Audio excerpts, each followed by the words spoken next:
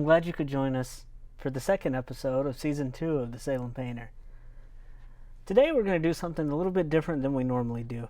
As you can see, I already have something drawn here on the canvas.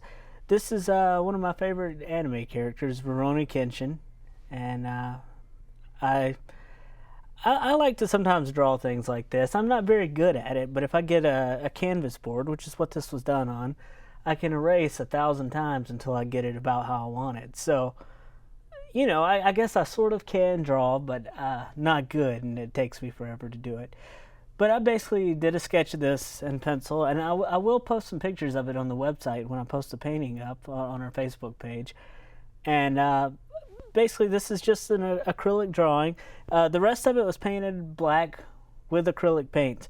Now this is something that's very important to remember. When I do this technique, I'm not using acrylic paints.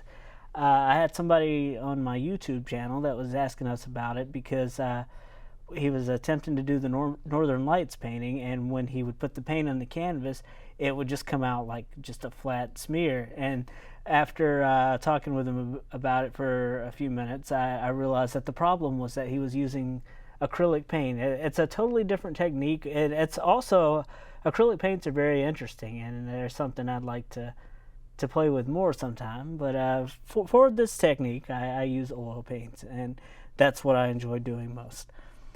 You can paint oil on top of acrylic paint after it is dry, but you can't paint acrylic on top of oil because it won't bond to the canvas. What I was doing here is I've got some Prussian blue, and I've just kind of spread it out over the canvas. Since I have wet paint, it will allow the paint that I paint on top of it to move around almost like the liquid white would, so I'm not using a medium.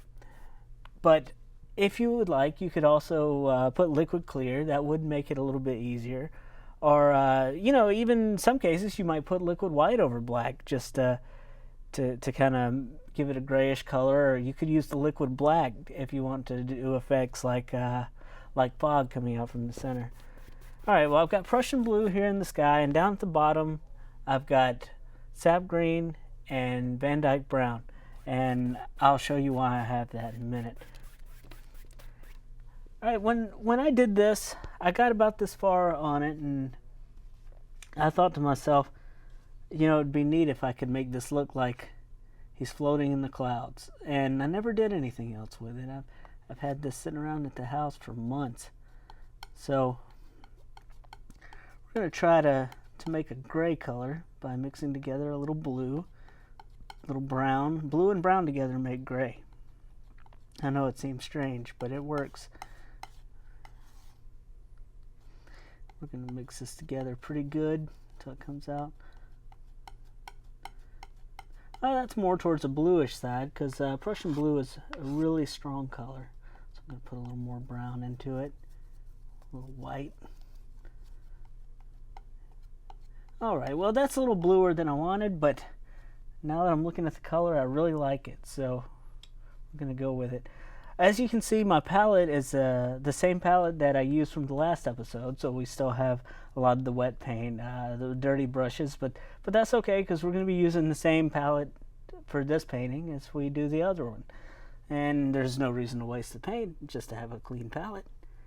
Alright, so I'm going to get a little bit of my bluish gray color, and I'm going to come up here in the painting and start making some cloud shapes, just fluffing them out however you think a cloud would go. It's not going to show up very bright. It's just going to be a gray cloud. Like, you know, a lot of times you'll see clouds at night and they're really dark. We'll come back and put some highlights on it in a minute.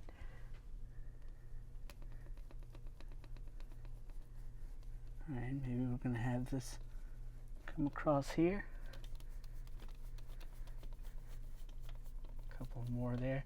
We don't want to stay in one place, so we want to move it around just like we would do if we were painting a white cloud. Maybe there's a place where it comes out more right here. And do another little section here. And as I don't know if you can tell, it's kind of hard to see because the shadow's on it. it's picking up a little bit of that color that we put in underneath, and that's fine. You know, the color that we put in underneath was meant to blend with the colors that go on top of it. It was to kind of set the mood of the painting, I guess. You know, if we want this to be very blue up here in the sky. All right, I'm going to take a small amount of the white mixed with the blue. It's a little bit lighter than this, and I'm going to come in and put some highlights on these clouds in some places. Not everywhere, just where we think light might strike. Like maybe if the moon was up here somewhere, maybe we get a few places where the clouds would be brighter. Maybe right here.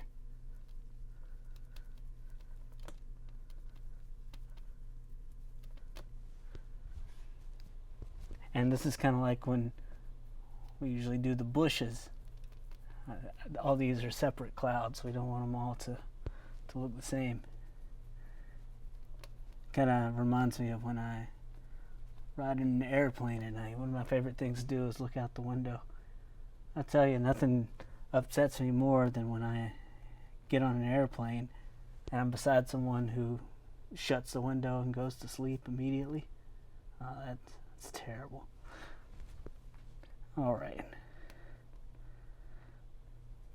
Speaking of plane ride, here in a couple of weeks, I'm going to be going down to Georgia. That's where I'm from. I'm going to play a show with my band. We're going to do a video shoot. So I think that'll be a lot of fun. Very interesting.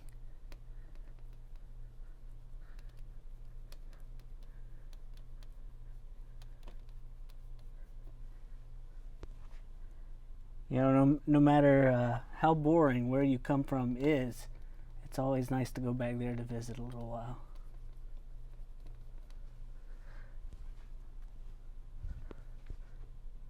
I don't miss the place, I miss the people.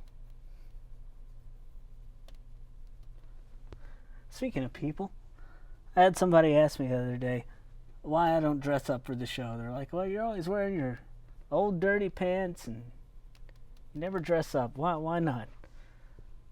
Well, the reason is I get paint everywhere. You can't really tell, but my hands are covered with paint. I get it on my clothes, especially down on my pants. And what I told them was, if you come up here and paint in your brand new pants, they're very quickly going to become your brand new dirty old pants. So if you're painting, I suggest maybe not wearing your favorite hoodie. Well, actually, that's what I'm doing. I'm wearing my favorite hoodie, but I don't recommend that you do it. Wouldn't recommend it. All right, we're just gonna kind of fluff the bottom of these clouds a little bit, blend them out. We don't want to touch the top so much, just the bottom. And when we're done with that, we'll come just lightly lift up, just like we do when we're doing white fluffy clouds in the daytime. At night, clouds are still clouds. They still look the same. And I'm just going to come lightly across. Remove all the brush marks. Make them. It's called hypnotizing the clouds. And already looks like a face floating up here. I wasn't sure how this was going to turn out because I've never done anything like this. I'm pleasantly surprised. I'm just as surprised as you are.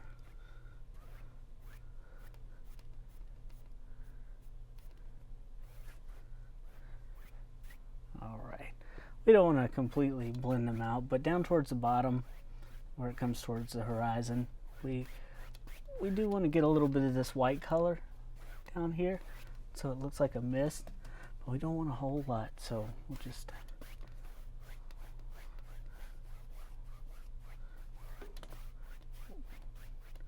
come across, blend, and we're going to get a little bit more white, just flat white, and come down here, get it on the canvas where we got the green and the brown. When you're painting on a black canvas and you're using these transparent colors underneath, you have to put something on them to make them show up. So white is a good choice. You could also use yellow, but you have to remember that whatever color you're using is going to blend with the colors.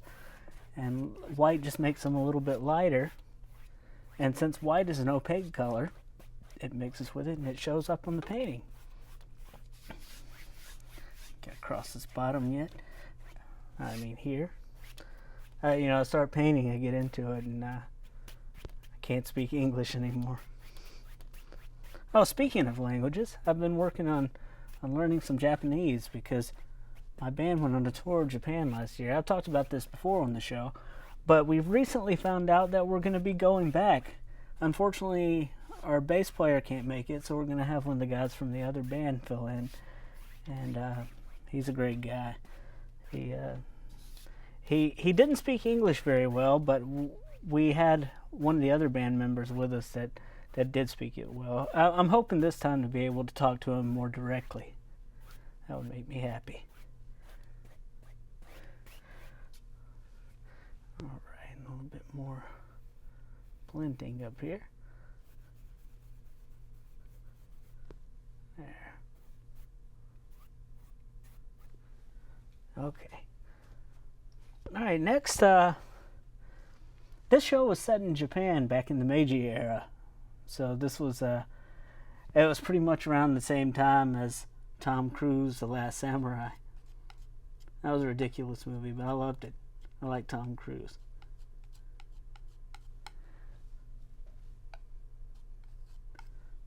Alright. And we're just going to go up in here and just put some color on. It's a very dark color. We mix together some brown, little blue, little crimson, just anything. It doesn't matter. It's dark, so it's mostly just going to show up like it's black. And I got some of that color from the clouds mixed in there. You use whatever color you want because we're going to be covering most of this up.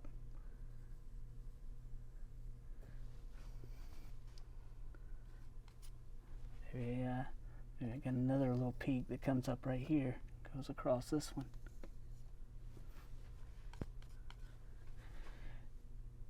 When we make these this underpainting for the mountain, we're not worried about what's inside of them.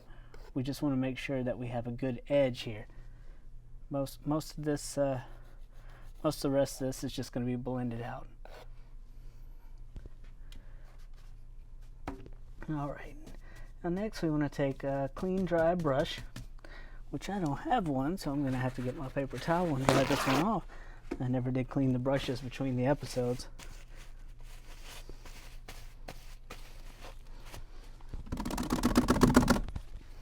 Just beat the paint off of it. And you want to try to remove all the thinner from it, because if you're doing blending like this, you can very easily just make a mess. Alright, so we're going to come into the canvas and just pull it down using a 2-inch brush or 1-inch brush or whatever brush you want, it doesn't matter.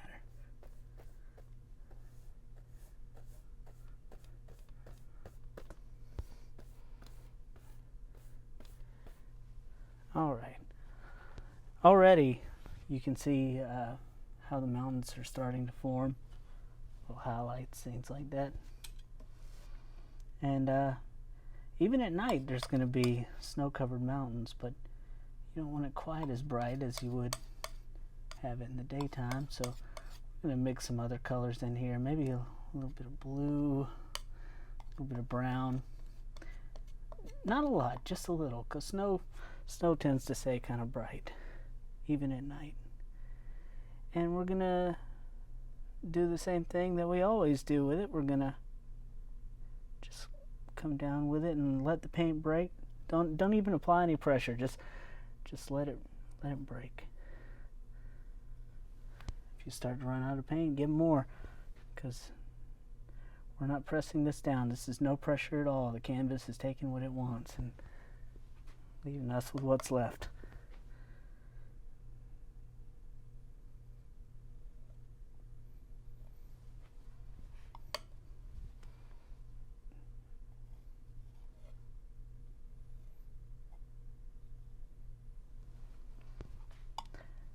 See, I didn't get any there on that edge, so bring this edge out a little more.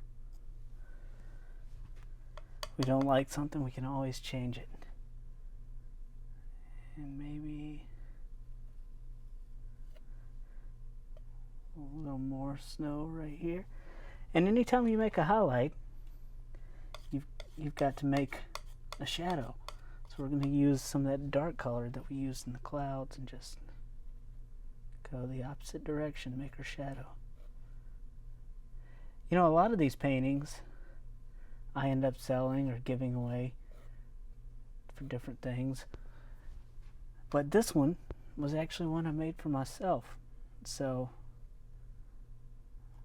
hope it turns out good. I'm going to hang it on my wall. You know, as many paintings as I paint, I never end up keeping any of them. I always sell them or give them away. They make great Christmas presents. That's a good reason to start painting. Good as any, I guess. So you don't have to buy Christmas presents. See, if I pull this shadow in front of this one, well, that makes that mountain look like it's in front of the other one. Just like that, I pushed a mountain into the background. One little stroke of the palette knife. Isn't that great? And when you're making these mountains, you do want to leave some of the little dark undercolor in there that we started with. Alright, we're going to come along and tap the base of this mountain all the way across. Pretty hard, like we're trying to destroy it almost. And we're going to get a clean brush once again. I don't really have a very clean brush, but we can go with this one. It doesn't have that much paint. Oil paints are very forgiving like that. If you were doing this with acrylic paints, you wouldn't be very happy with me right now. So don't think this will work for them. Alright. Now next I want to make maybe a line of trees going across here. So I'm just going to get some green, some brown, some blue, mix it all up on the brush. Just going to start back here.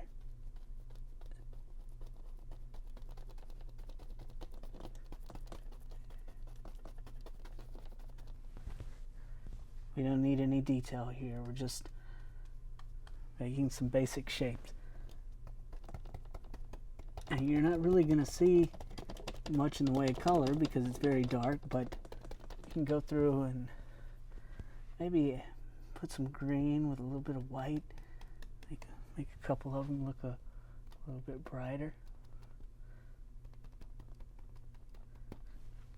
Mix it up well.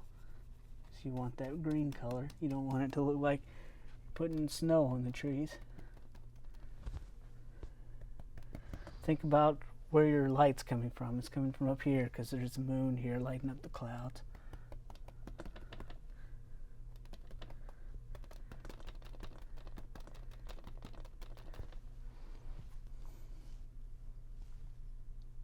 And I really like that color, so I'm going to put a little bit more of it up here. Alright, once again, we're going to go into the dark color. Maybe we'll make another little hill that goes along here. Little foothill.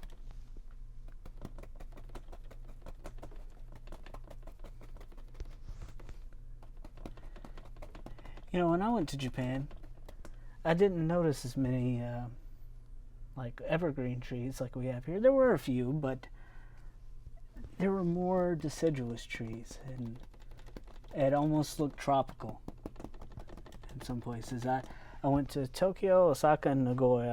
I'm sure there are a lot of different climates in the country. It's a pretty big place. But if I remember correctly, most of this story took place between Tokyo and Kyoto, and a bunch of smaller villages. So I just want to paint it to look kind of like that. And again, I'm going to go into that dark, the lighter color, put some highlights where the moon would be coming from.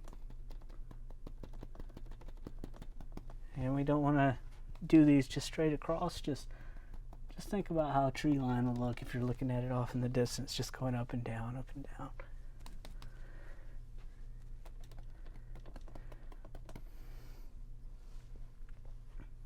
Alright, a little bit more highlight color. Want a little bit more white to make some that are very bright right here.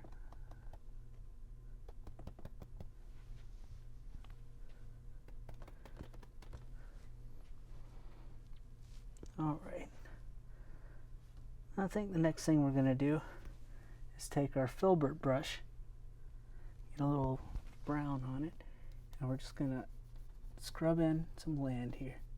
Usually I do this with the palette knife, but this will also work. Just however you think it would go. I think this is a little cove coming in here, so I want to make it a little bit rounded.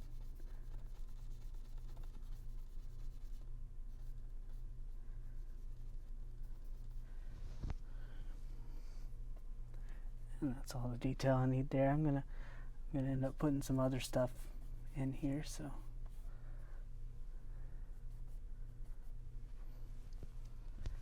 not too worried about that right now. It's probably mostly gonna get covered up. Alright, next we're gonna take a little bit of white mixed with the brown. Maybe a little bit darker than we had it, but a little bit more brown in it than gray. Alright, and now we're going to take that and we're going to do just like we usually do and add highlights to this bank. Even at night you're going to see little highlights, things like that.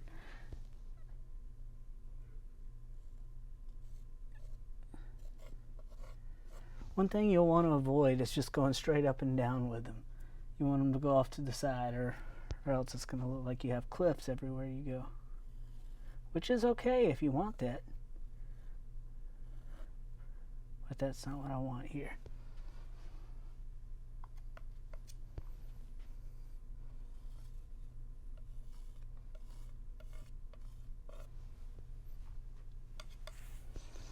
You know, normally I don't do paintings on canvas boards. That's what this is here. You can see on the side of it, it's really thin, about a 1/4 inch thick. But that's what I had done the original acrylic painting on, and these boards will work okay, and they're much cheaper than canvas in most cases, but I just don't like them as much, and they tend to dry up your liquid white, which isn't a problem if you're doing paintings this fast. But normally with liquid white, you can take several days to finish your painting.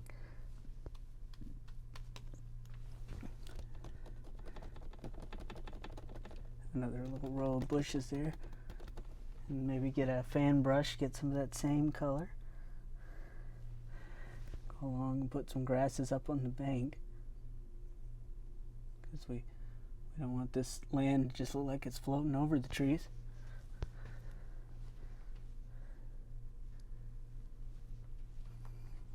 Alright, now the next thing we're going to do is come forward in the painting and just put some land in. Maybe we have a little projection that goes down through here.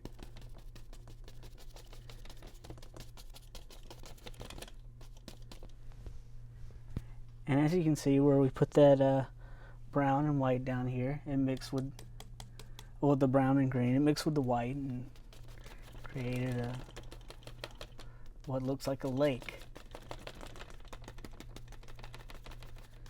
And you know, at night it's harder to see reflections, but you can see where we got the blue in here, so it looks a little bit darker. If we were a little bit closer, maybe we would pull down a big tree into the water.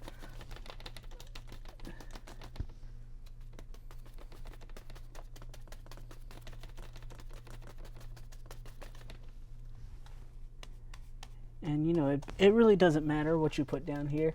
It's just a dark color, because just the same as we did with the other side, or the back here, we're going to come through and put some more highlights in.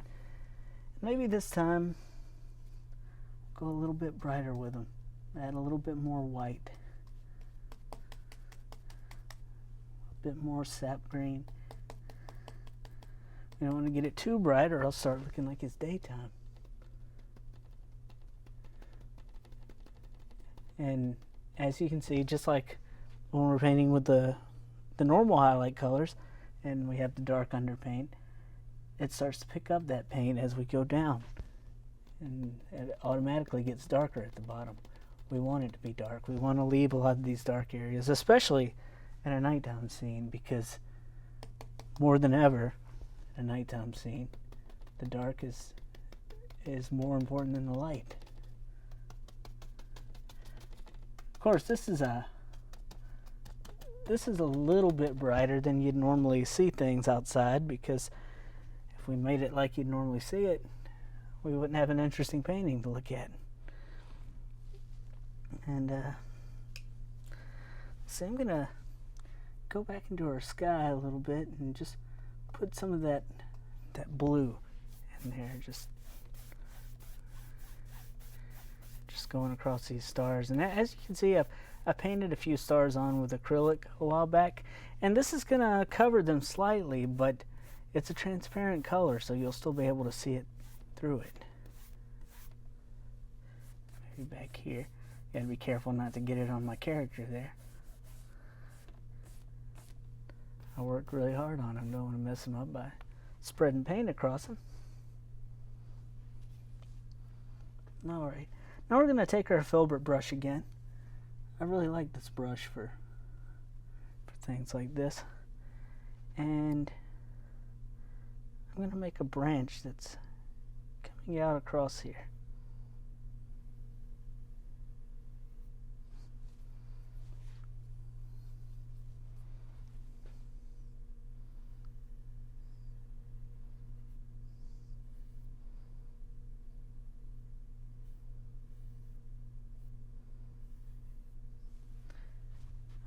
I'm going to get my liner brush, and I'm going to get a little paint thinner in this so it'll run across the canvas more smoothly.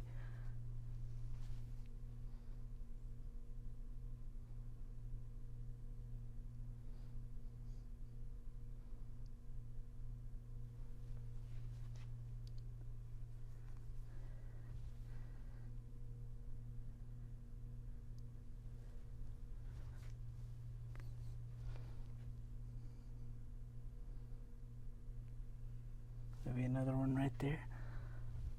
Just make these however you want them.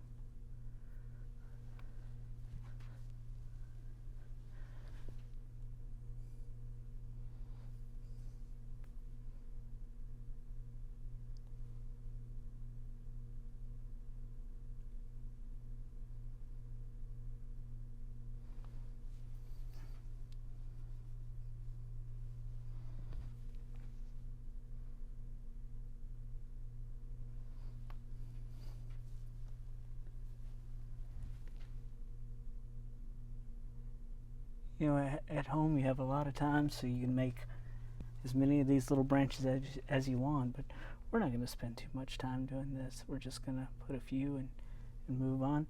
I just want to show you how to make these.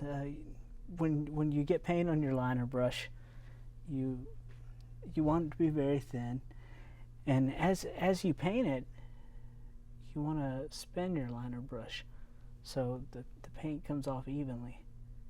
And that's the same when you load the brush. You put it on the palette, spin it around.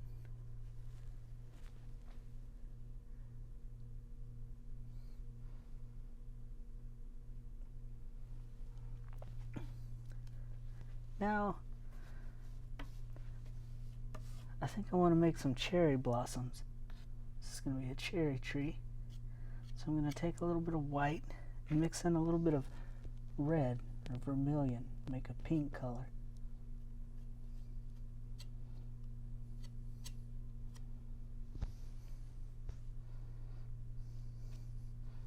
I'm gonna wipe off my palette knife when I'm done, and then just get a little bit on the tip, just cut across it. I'm gonna come and just put in little flowers at the ends of these branches. You can really take a lot of time and make these detailed. Put little clusters of them, look at pictures of them, see how they look.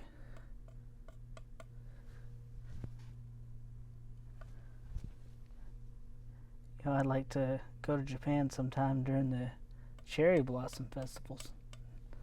That would be an amazing sight. But it's very pretty.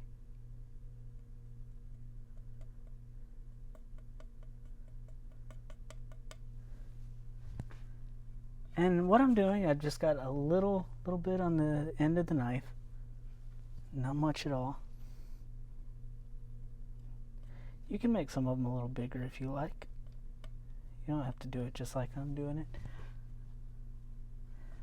I've actually never done this before, so I was starting out with smaller ones because it scared me a little bit. Thought I was going to mess up.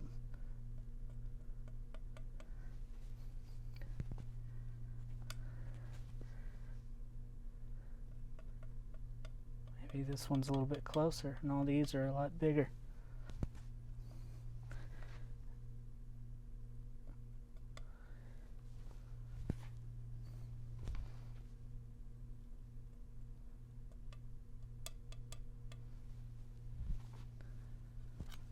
I want some more up here. I really like these now that I'm making them.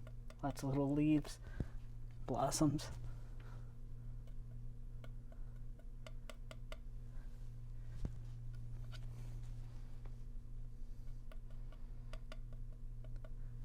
You know, something that's kind of like landscape painting is floral painting. It's very similar and uses the same equipment, same materials, and you know, you can also find instructional videos on how to do that if that's something you're interested in. I was thinking about maybe doing one on the show. I like to do landscapes most, but it's nice to change it up, challenge yourself a little bit. That's what this is about today. You know, I decided to try out acrylics, and it's an opportunity to do some mixed media stuff.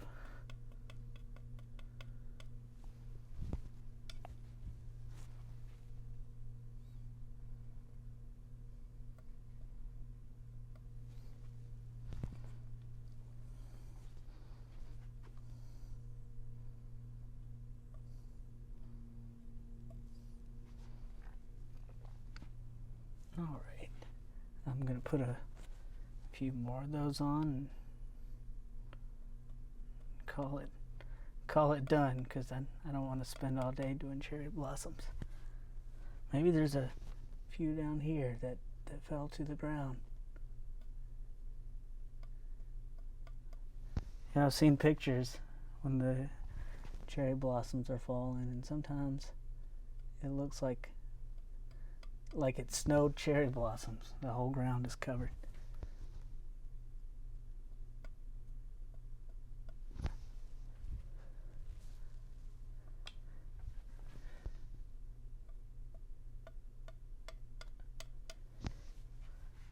A little bit more.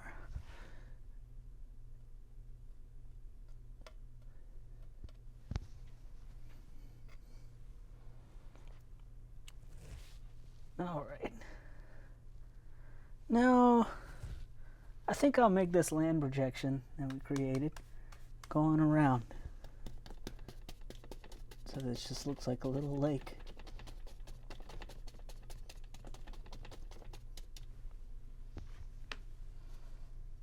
Alright, we're going to come back through it, same highlight color. Do the same thing again. And just remember, these are individual bushes, so we want to make them separate. You usually want to start with the one that's further away first. Just come down.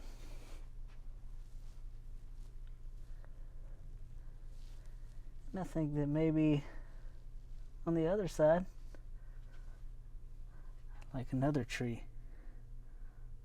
And there he is.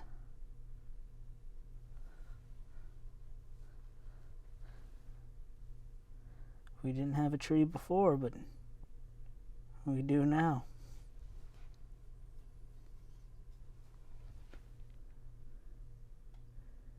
Don't be afraid to paint over this stuff you've already made. That's what makes your painting interesting. It can be scary at first, but you'll get used to it.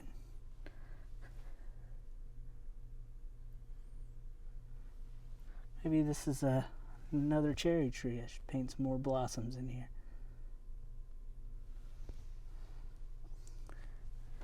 And when I'm doing trees, I like to come from the top and go down, because sometimes when you put another branch on a tree, it doesn't look right to you. Looks like maybe it's too thin. Well, if you do it this way, you can make it thicker as you go down, so the tree doesn't look like it's just top heavy, I guess is the word I'm looking for. And some more cherry blossoms. You know, I bet I could even do this with my 1-inch brush. I'm going to try it. Gonna clean off the brush. Got a lot of yellow on it. I definitely don't want to put that up in there.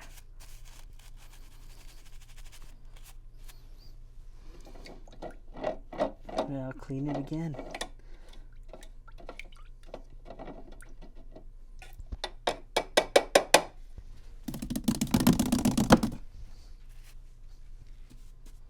That's the most annoying part of painting.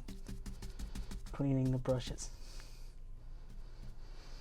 You know, that's actually got way too much yellow, and I don't think I'm going to get it out, so I'm going to go back to this other brush.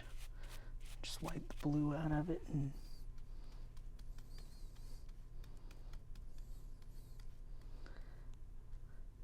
just going to load the brush up with paint running in one direction. And I'm just going to come back.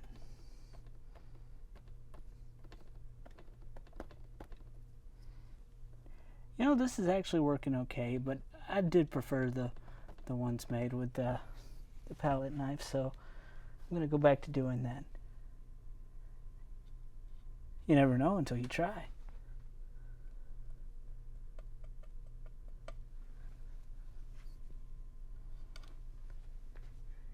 And these are very small details. I'm not sure if you can see them or not. Maybe at the end of the show we can try to zoom in a little bit on it for you and see if we can get you a better view of it.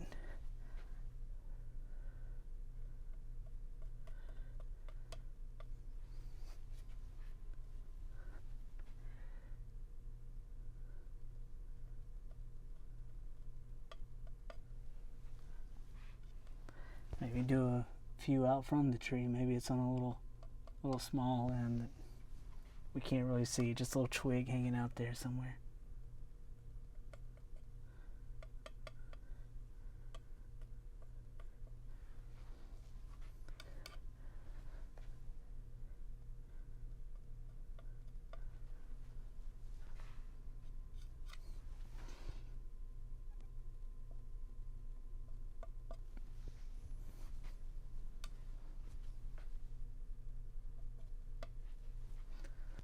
Alright, now that's done. I think maybe I'm going to get a little bit of the brown, a little bit of the white, maybe this gray color we had before, and I'm going to get a little bit of that. I'm going to put some highlights on the tree. So, you know, light will hit that tree too. It's a little bit hard to put them on because I made them with a very thin paint, so I'm just kind of tapping on one side, pulling across.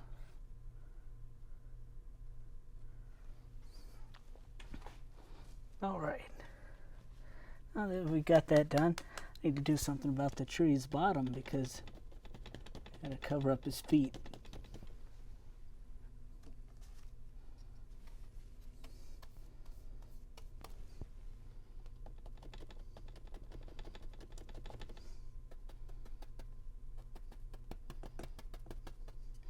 And when you're making these bushes, sometimes if you want a different texture, it's helpful to turn the brush sideways.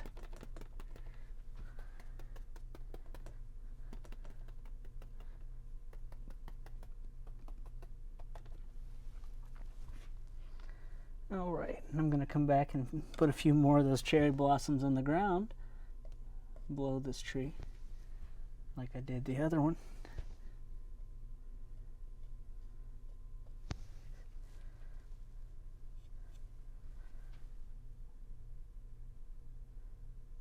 This kind of makes me want to go home and put on a kimono, but I look stupid when I do that, so I'm not going to.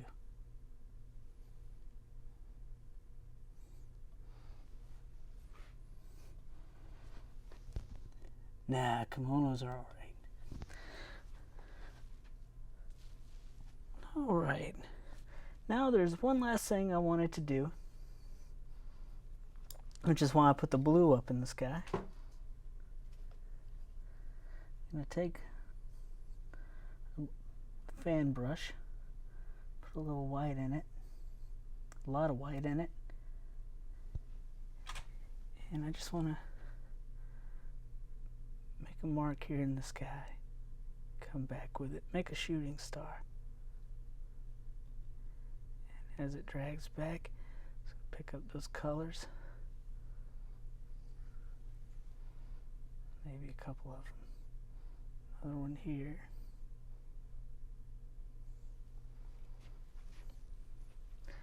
and I don't really like that one as much as I did on my other painting I did one in, so I'm just going to kind of rub it out and blend it into the sky.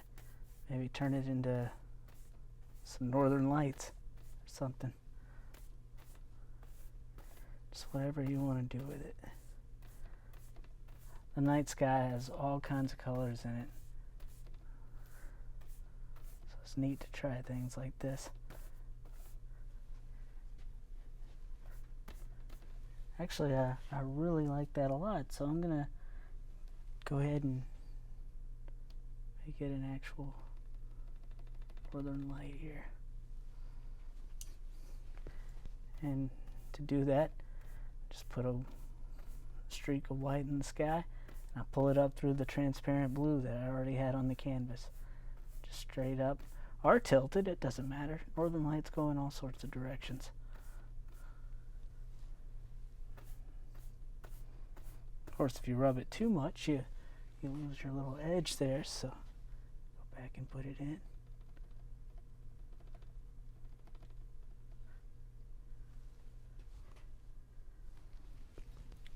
And just rub it in again.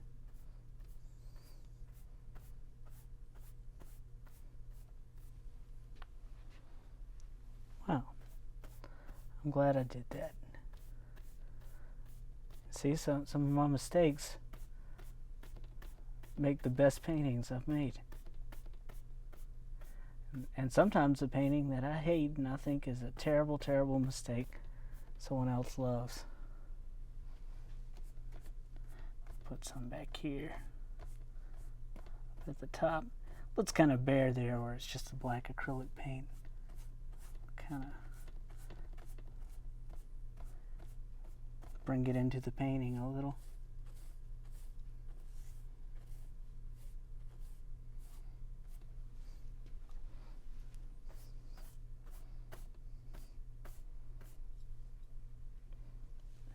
And I've gone over them a little bit.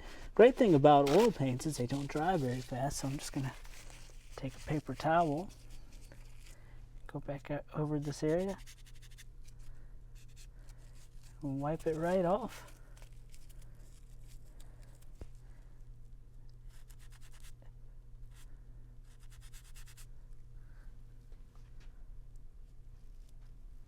Alright, I'm going to step back and take a look at what we got. And I'm happy with that painting. As I was saying last episode, we are now sponsored by Dig Blick Art Materials, and they were very generous. They're donating materials for this whole season, and starting with the next episode, we should have a lot of new equipment. We're actually sponsored by the local stores here in Beaverton and Portland. So, if you ever need anything, go by and check it out, because honestly, they're the cheapest on everything that you need to do this technique. I couldn't tell you about anything else besides oil paints because I'm kind of a man of limited interest. But I really do. They really do have the cheapest prices on that stuff.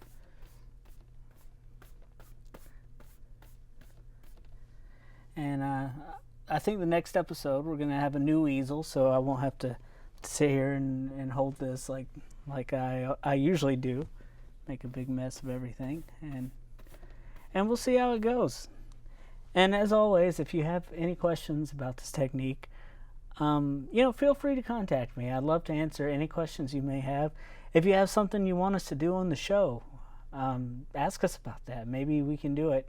Most things that we have done so far, well, not most things that we've done, but a lot of the things that we have done so far are things that people ask us to do. Like when we did the first Northern Lights on episode 3 of season 1, we did the color tutorial afterwards because someone asked me to do a mixing tutorial.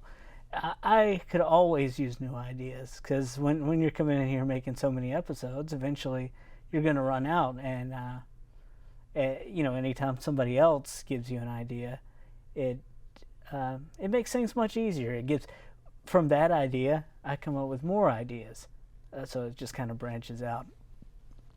But I just want to thank you for watching, and hopefully you'll join us next week, and hopefully you'll decide to try to paint this yourself. Not necessarily this painting, but try this technique. And thanks for watching. We'll see you next time.